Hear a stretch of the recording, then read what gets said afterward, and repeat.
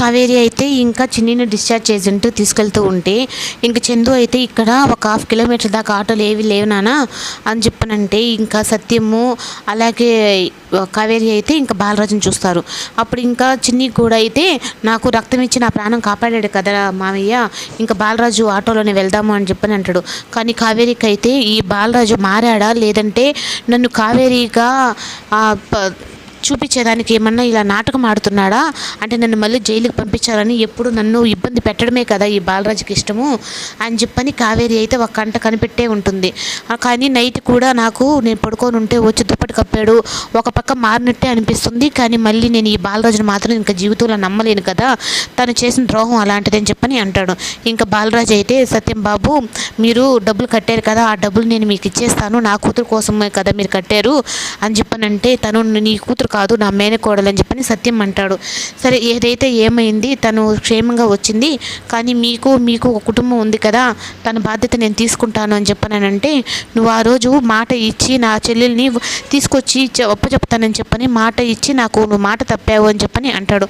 అప్పుడు ఇంకా ఆటోలో అయితే కావేరికైతే ఏం అర్థం కాక మాట ఇచ్చి తప్పడం ఏంటి అని చెప్పనని అంటుంది. ఇంకా అదే విషయం అయ్యి ఆలోచిస్తూనే ఉంటుంది.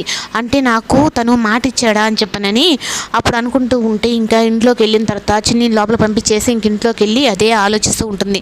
అప్పుడు ఇంకా ప్రతి విషయం భారతంతో చెప్పే కావేరి అయితే అప్పుడు ఇంకా ఎందుకమ్మా అంత టెన్షన్గా ఉన్నావు, చిన్నికి బాగైపోయింది కదా, కొద్ది రోజులు రెస్ట్ తీసుకుంటే సరిపోతుంది కదా, ఎందుకు టెన్షన్ పడుతూ ఆలోచిస్తున్నావు అంటే లేదా అంటే నేను ఆ బాలరాజు గురించి నాకు ఒక విషయం తెలిసింది, మా అన్నయ్య వాళ్ళకి నన్ను వారం కల్లా మిమ్మల్ని తీసుకొచ్చి కావేరిని మీ ముందు పెడతానని చెప్పి అన్నాడంట. ఆ రోజు నన్ను కిడ్నాప్ చేసినప్పుడు కూడా నాకు లైట్గా నేను బాలరాజు మొహం చూశానంటే అని చెప్పానంటే ఇంకా భారతమ్మ అయితే ఇంకా బాలరాజు పేరు ఎత్తంగానే తడబడుతూ ఉంటుంది.